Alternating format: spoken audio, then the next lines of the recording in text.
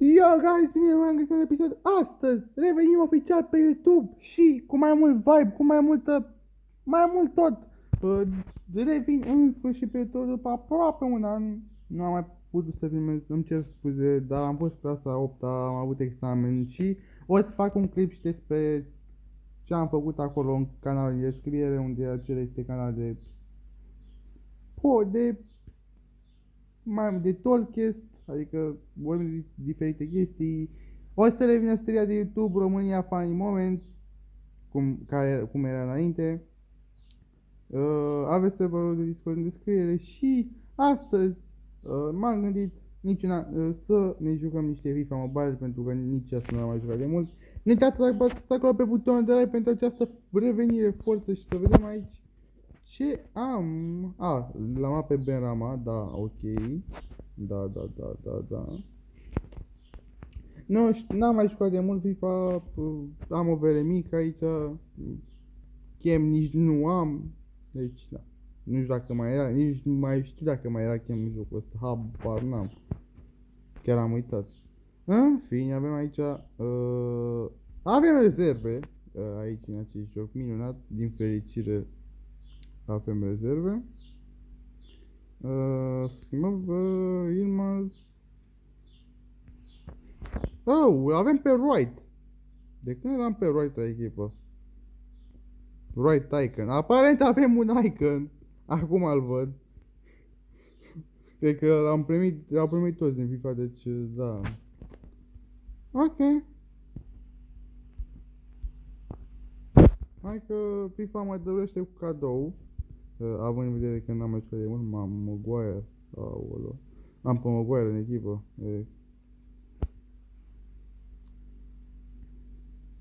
Overall nu crește. Și aparent, acum intru și văd că avem Treasure Hunt-ul, care este evenimentul care, dacă vă aduceți aminte, acum 2-3 ani a picat mie sala de 100 overall și a fost anul acela epic al meu de FIFA. Cred. Anul acela epic și 2 ani am avut de acela și încă unul după. Și ce este la acest eveniment? Că nu am uitat de rog în joc, este prima oară când îl văd.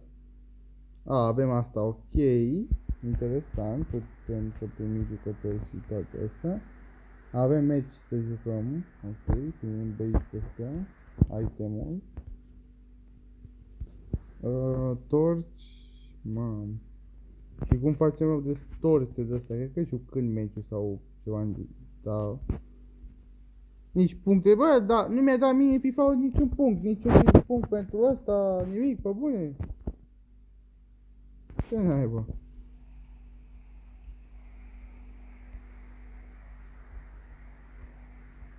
Putem să luăm jucători aici, pe Sterling, pe Milner.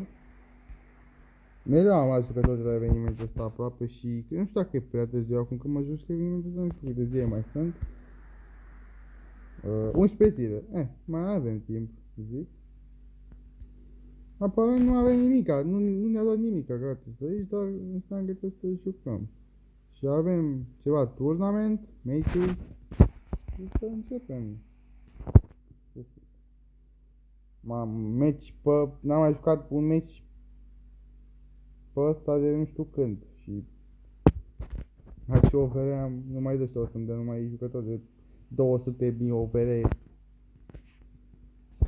Dar din câte am văzut în anul acesta în FIFA Mobile, nu au fost multe evenimente, au fost din 800.000 de el și multe nu au fost, deci, ceea ce mi se pare ok. Vreau să vedem aici, nu? Poate, da, nu știu. Vedem, right. Da, aparent right ăsta tot am primit.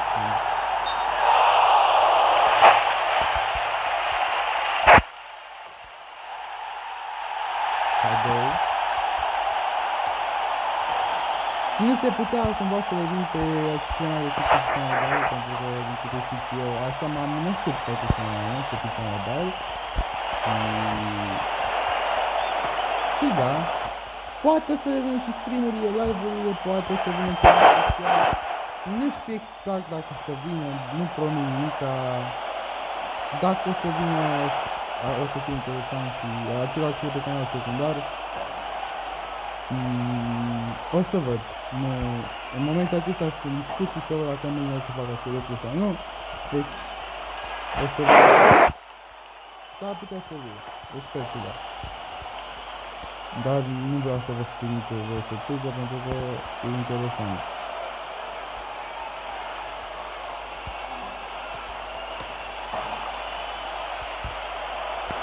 Mi-a arătat dislike. De ce mi-a arătat dislike?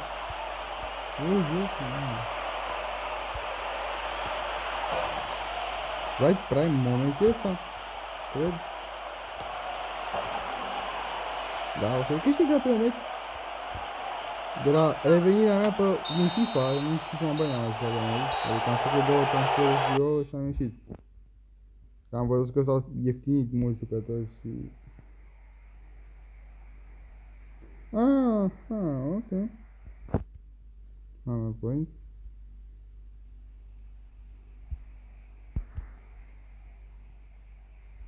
Ok, trebuie să jucăm meciul ca să câștigăm puncte de astea. Puncte care, ce putem să luăm de aici? Putem să luăm jucători. Și ce jucători ar fi interesant? Hiki. Ăsta. 95, 96, 94 sprint speed. Și cam atât. Are 86 short pass. Dribbling-ul are ok. Are 200 la schimă totuși. Puțin la schimă. Ăsta are 300 la schimă.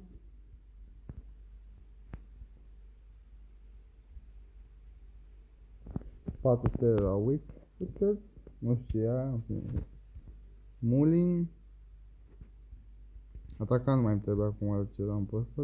Duffy. 2 stele, dar are 103 physical, mamă. Slide, heading, aggression, strength, jumping. Ok. Să vedem, o luăm în jos să vedem ce putem să luăm aici. Ok, primim un jucător.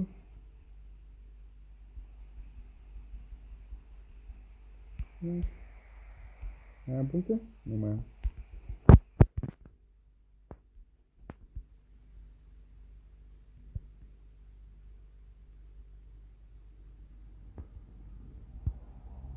Honor point. Numai de astea honor points primesc aici.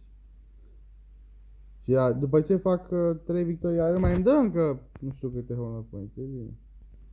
Akinfenua? Dacă...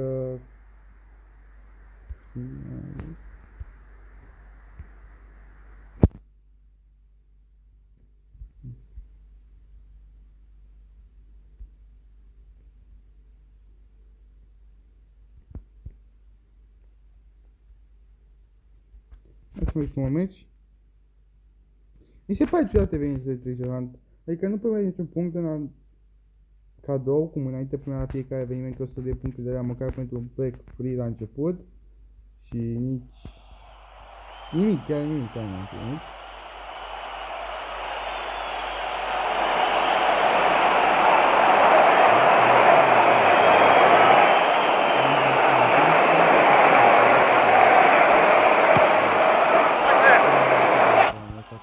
Dacă aveam timp de FIFA anul ăsta, nu era asta, și sigur nu era asta. Dar nu știu exact dacă FIFA Mobile, având de vedere că FIFA nu o să animat cu FIFA de la peste 2 ani, nu dacă se numește așa USPC Mobile, ar fi în asta, sincer, dar sper să nu. Și cred că mai durează totuși până se termină FIFA-ul ăsta, deci ar trebui să stau în FIFA, ar putea să mă joc acum. N-am avut corner, de ce nu-mi dă corner să bat? Interesant să fie. Dar nu știu, am făcut.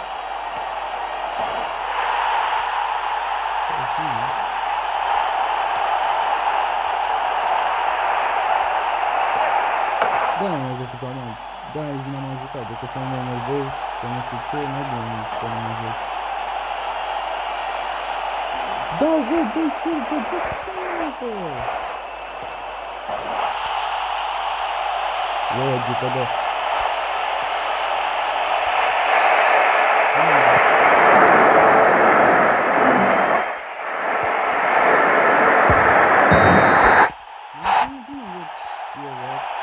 Nu, a bătut 13 meci de handbal. Ce naiba.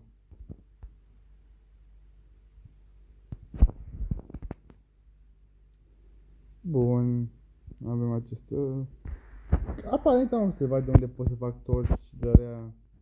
Acum. Dacă nu mă înșel, aici la de-astea, la milestones, la quest-uri, la treasure hunt, cred că pot să da, aici văd că pot să fac.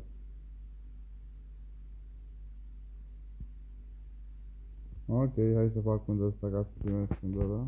Ok. Acest clip e mai mult de revenire decât de joc, de gameplay. Ăștia.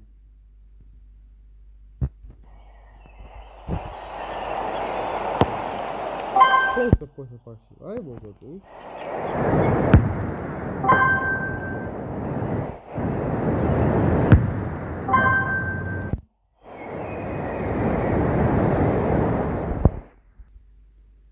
Și avem aici torci.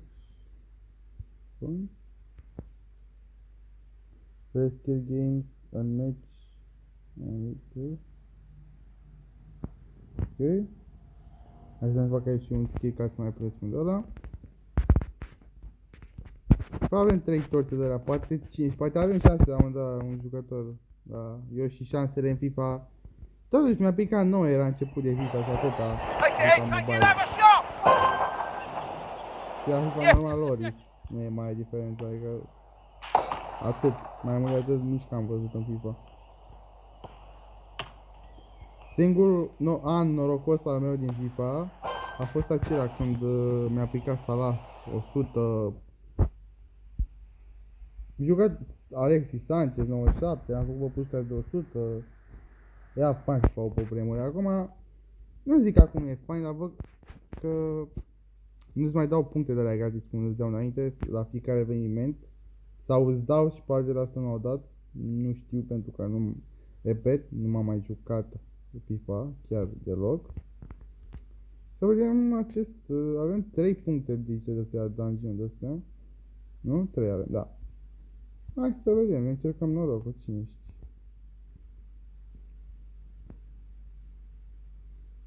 Da, ok, am început bine.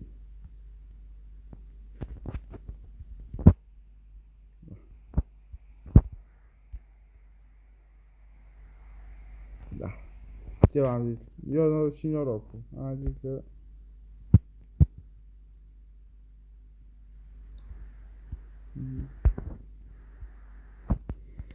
Bun, guys, cam aici o să vedem și acest episod. Dacă v-a plăcut, nu uitați să apăsați butonul de like, a fost mai mult un clip de intro că am revenit pe acest canal. Și da, aparent dacă jucăm cred că 90 de astea, că primim pasifena, dar o să vedem noi cum o să bate să joc. Dacă vă place, dacă vă place, să de like, spre share. Și dacă vă place această revenire, după nu știu cât timp, cred că un an, eu zic că un an, ok, nu o formație de blocat, ok, nu mă interesează. Nu uitați să apăsați butonul de like. Abia acum mi s-a deblocat chemistry-ul, așa, la finalul de clip, deci nu uitați să apăsați butonul de like, să dați subscribe și iau un stand de până la viitoare, vă dau cu